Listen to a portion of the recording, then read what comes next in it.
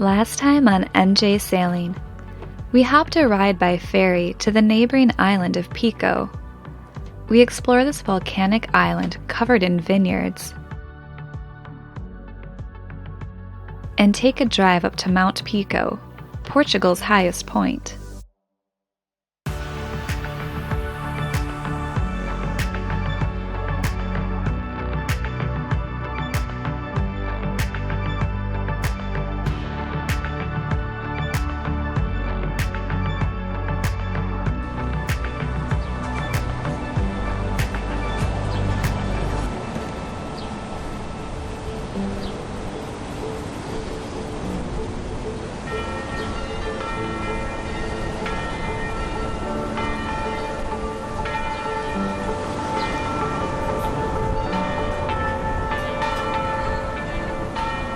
It is a bustling Monday morning in the town of Horta, and since this could possibly be our last full day here, we're gonna get out of town and see the island. Did it a few years ago when we were here by scooter, and it's amazing how diverse this place is. Once you get to different sectors of the island, you get to the center, there's this beautiful caldera where the volcano used to be, and now it's like kind of sunken in and grassed over. And then there's also cedar forest with blue hydrangeas everywhere, stunning. And our favorite part at the western edge of the island is the Capelinhos, which is where the volcano exploded in the 50s, and it's just like ash and it looks like you're on the moon. Beautiful lighthouse, so really excited to go and see it again. So we make the walk a little ways back from the harbor where we had rented scooters last time. It was 10 euros less or something like that for the day. And so we wander up there, and now in the past couple of years it's turned into a massage therapist. So we weren't able to check that. They really, Google Maps isn't the greatest for point of interest around here. So weren't able to check that ahead of time, but it's all right. Allows us to see a little bit more.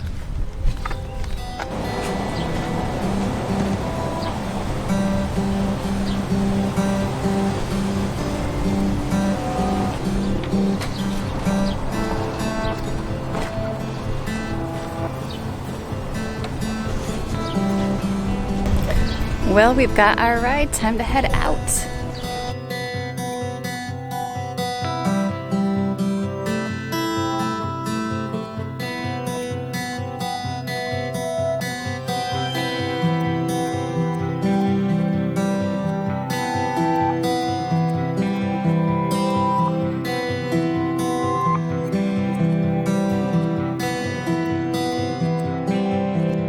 Although the island of Faial was first noted on a late 14th century atlas, it was not settled until the mid-15th century, first by the Flemish and then by the Portuguese. Construction of a dock in the protected harbor of Horta began in 1876, where in this time, Faial's importance increased as it became a waypoint through transatlantic traffic. Now, ships will leave their insignias painted on the harbor wall as a symbol of good luck for their continued journey. It is also referred to as Blue Island for the numerous blue hydrangeas covering its landscape.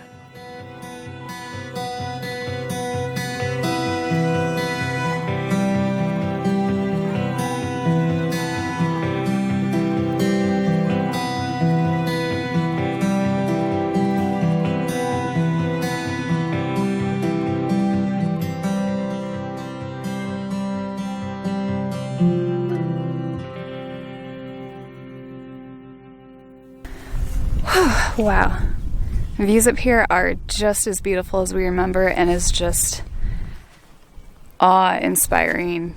And not only do we get the benefit of looking at the caldera, but just the views to Pico behind us as well are really nice up here. So we've hiked it a little bit before, and it's just different views around the caldera, but we still have a lot of the island to see. So unfortunately we are not going to stay for long because our heart lies at the Capelinhos on the west side, so that's where we want to spend most of our time. And lunch. And my stomach is growling, so we're going to have lunch, but definitely a must-see stop if you come here to Faial. You should come here. Everyone should come here.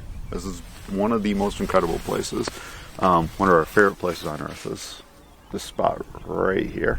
And it does not disappoint. You know, you come in for round 2 after a couple of years that you've been building it up in your mind and expect things to be, you know, not quite as shiny and nice as what it was. And this place does not disappoint. Absolutely incredible. I could see having a house here, except for the Portuguese language. Can't conquer it. Can't conquer it, so... The highest point of the island remains the south rim of the crater at 1,043 meters above sea level. From the 400-meter depths of the center, one would be surrounded by vertical cliffs with diverse vegetation.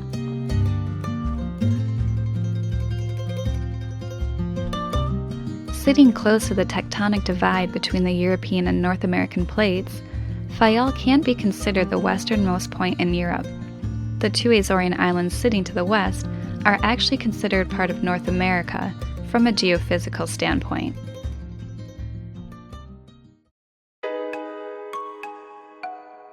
Wanting to get to the north side of the island, we planned on taking a dirt road with beautiful views. But having wiped out there on our bike 4 years ago, we knew it was a slippery path.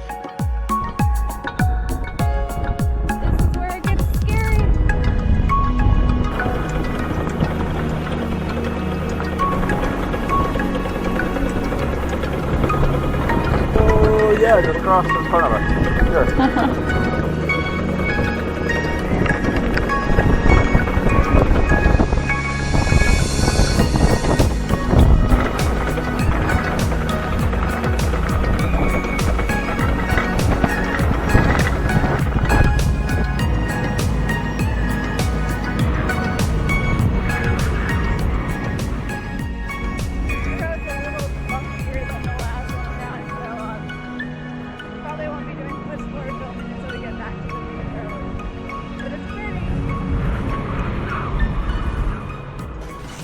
Well, Matt is awesome, and not only did he get us down to the town of Azores, he found a restaurant. So I am starving. I'm ready to have a sagres and a sandwich that we'll see if they have something other than ham and cheese, which is usually the specialty where we seem to go around here. Do I have helmet hair? A little bit. Yeah. You probably want my helmet, don't Dumb you? and Dumber look? We never did our Dumb and Dumber scooter. I know. We should. You know, Lloyd, just when I think you couldn't possibly be any dumber, you go and do something like this. And totally redeem yourself! Damn,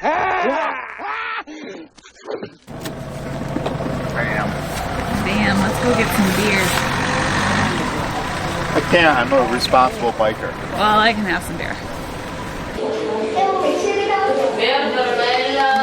Well, thank you for getting us here. A little bit of American. I think what you've been looking for more than anything is I know. barbecue chips.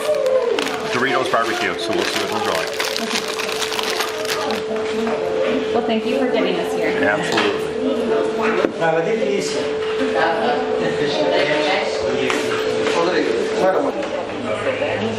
So it's a good thing that, especially during the rebuild, Matt and I got so used to ham and cheese sandwiches, we would do them every single day for lunch with chips.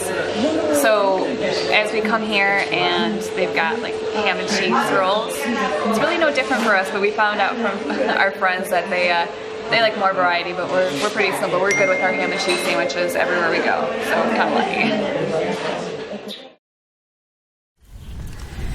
And now on to the destination of the day, Capelinhos.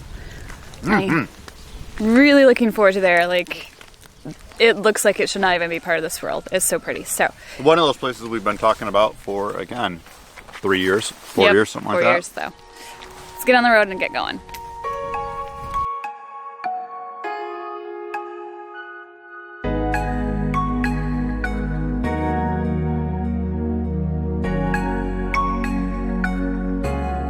And welcome to the moon.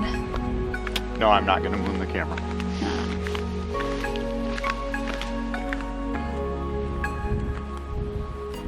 Yeah, it's pretty cool how they built this welcome center thing. They actually built it down into the mountain or into the hill, so it doesn't distract from the view at all. Very, very neat setup. The lighthouse was here previously, but they ended up building it into the basement. It's just, yeah, beautiful setup, beautiful area here.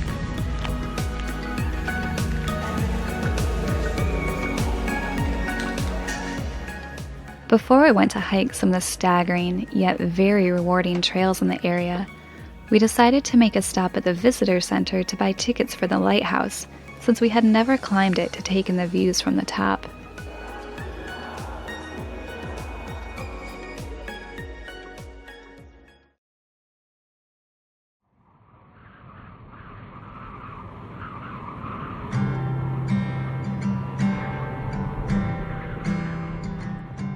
Built from a basalt volcanic stone, this lighthouse was first commissioned in 1894, with its completion and first lighting in 1903. Serving for only 54 years, it was later decommissioned in 1957 when a volcanic eruption covered the area in ash.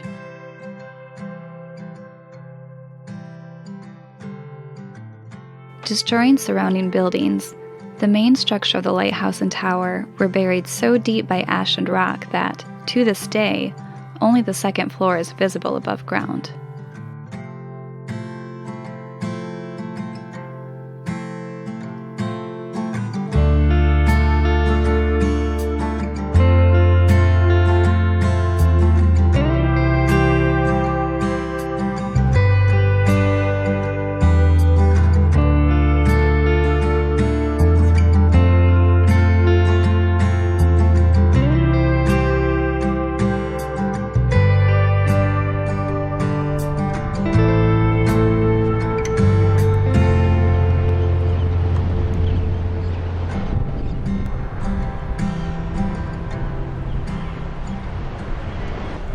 If you can see, right in there is where the path is that we're going to end up walking down. Down, around here, up there, and up there to that view, right up here. Beautiful view coming down. Awesome, absolutely awesome. Now there's another hike that goes up this hill. See it around here, right up there. Really cool spot, cool view too. But the one from the other side is actually a little bit better because then you get to look at all the cliffs.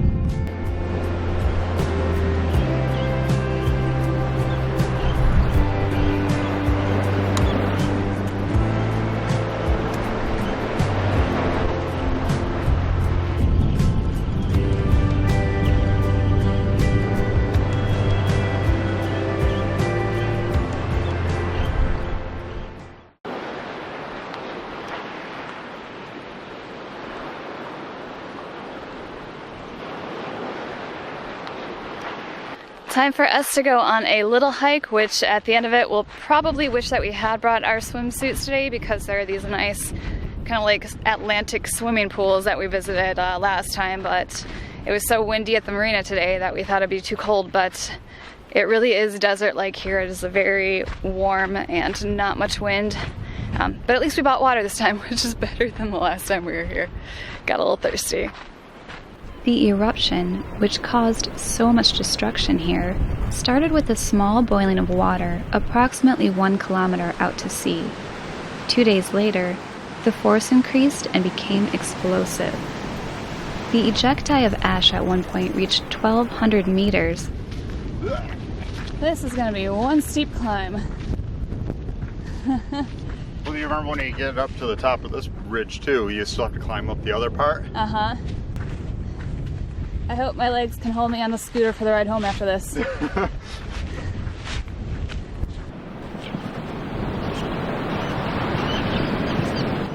better than I thought. And I can see some kind of ridge. So we're going. With winds blowing the ash up to 20 kilometers away, many of the nearby settlements had to be evacuated. The quantity of ash emitted was so great that it formed a small island 100 meters in height. We're almost there now, right? Yeah.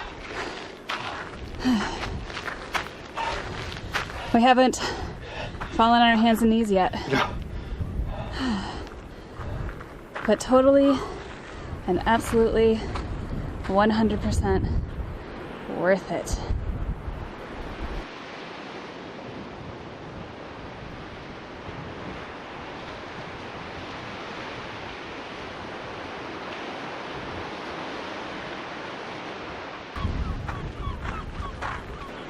And this here is pretty much what I came back to the Azores for, is this spot right over the ridge here. It is just unbelievable. Fun little caves there, but I think we're gonna get to a more sturdy part of this house before I slide down it.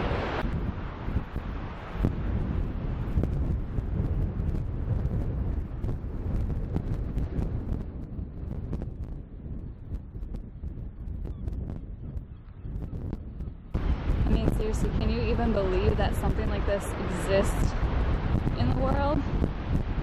And that we traveled here by boat to see it? It's just amazing.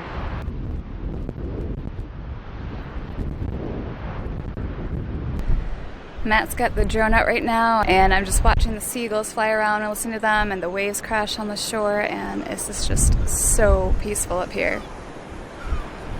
Except for when there's a drone flying over your head. Kind of takes away from the serenity. So I'm glad there's no one around. I don't feel too bad. Yeah, at least we're not pissing anyone off with the drone, because we're the only ones here right now.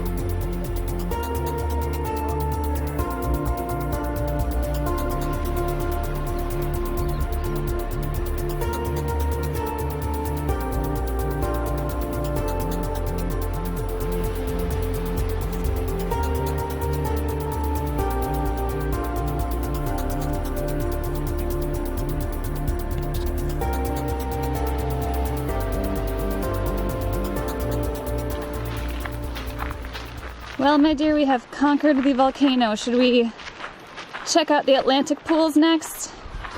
I don't ever want to leave this place. I know. It's just like painfully beautiful here. It is. It's funny because I don't really like desert stuff, but there's enough green around here, and it's so foreign looking. It's just so strange. Like I said, it looks like space, looks like the moon or something, but oh my gosh, it's just incredible. Yeah, not too shabby. Nope. Totally worth sailing for 25 days or whatever. I think so. I have to say, based on the slippery ground, the walk down is almost as hard as the walk up. Yeah, especially in our well-designed hiking boots. Oh, you're wearing flip-flops again. By the time we get to the fjords of Norway, you better have some decent shoes. But they're the same ones that have been everywhere. They did the Bahamas. The lava rock thingies in Bahamas, the iron shores of Bahamas, they last. They've done everything all through the Caribbean. Bam! We should write the company and thank them. $4.99, I think, at like Walmart. Marshalls. Oh, were they? Yeah. Marshall. Still no traction though. Yeah. Alright, well I should probably pay attention to where I'm walking to. Could be a good idea. You might take me down on your way down.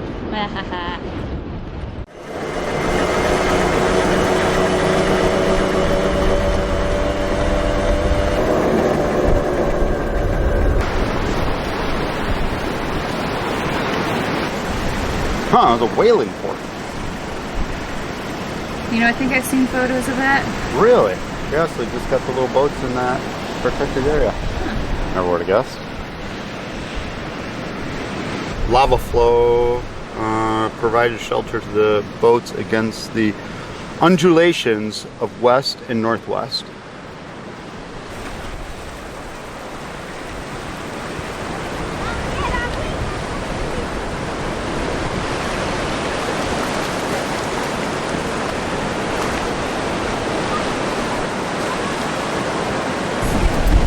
It's so cool. We've seen a few of these around the Azores and Madeira.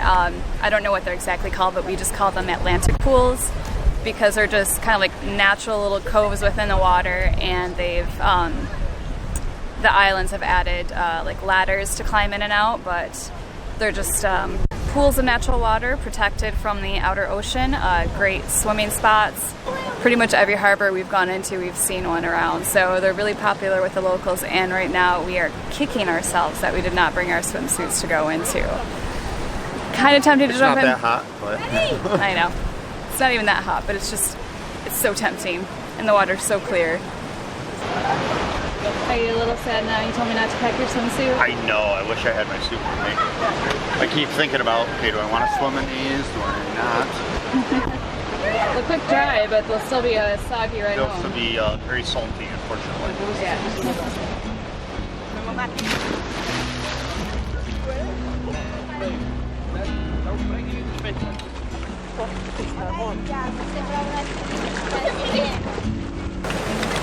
That's gonna do it. I'd probably take off your shirt at least. Yep.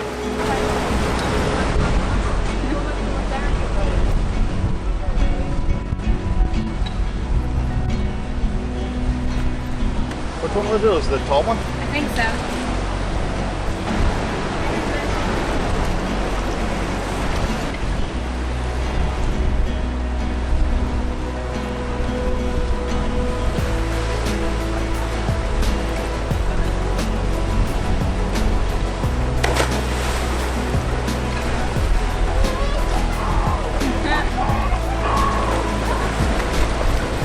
And how is it? Oh, it's not the Caribbean anymore.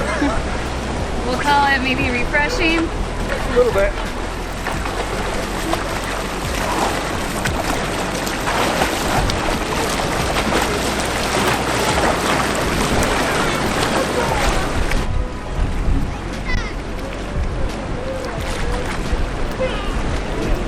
So now is it time to lay out in the sun and dry off before we have to get back on the scooter? There's time for big hugs. I would kiss salty you. Uh-huh. I'd also kick salty you off.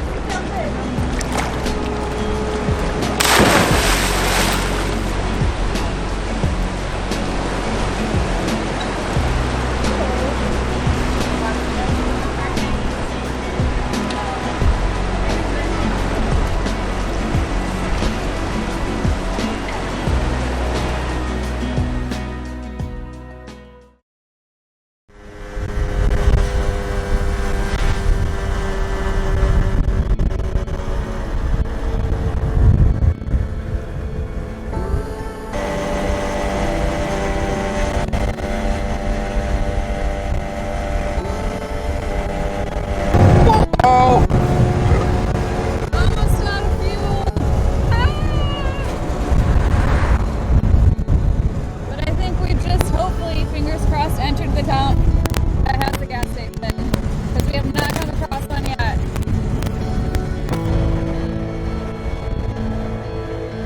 Life is in a stream.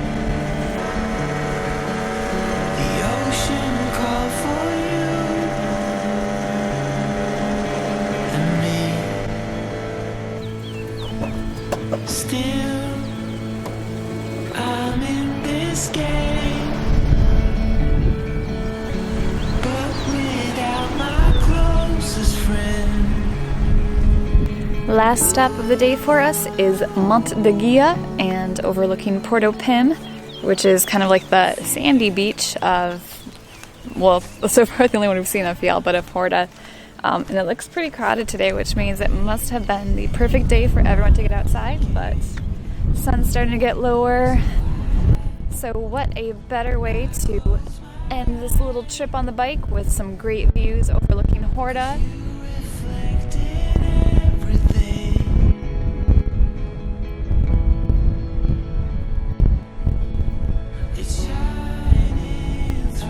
case you're wondering, I think we've heard it is possible to anchor inside Porto Pim here. I want to say last time we were here and we stayed in Horta for like a month, we've seen one boat do it. So I think they don't really recommend it, but it is possible because we seriously talked about doing it this time around.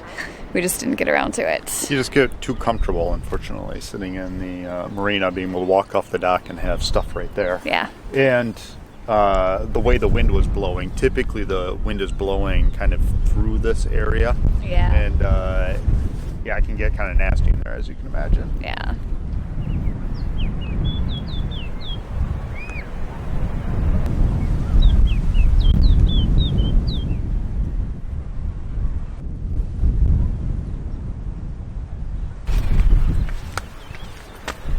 So what did you think of our scooter day on the island, our last day here?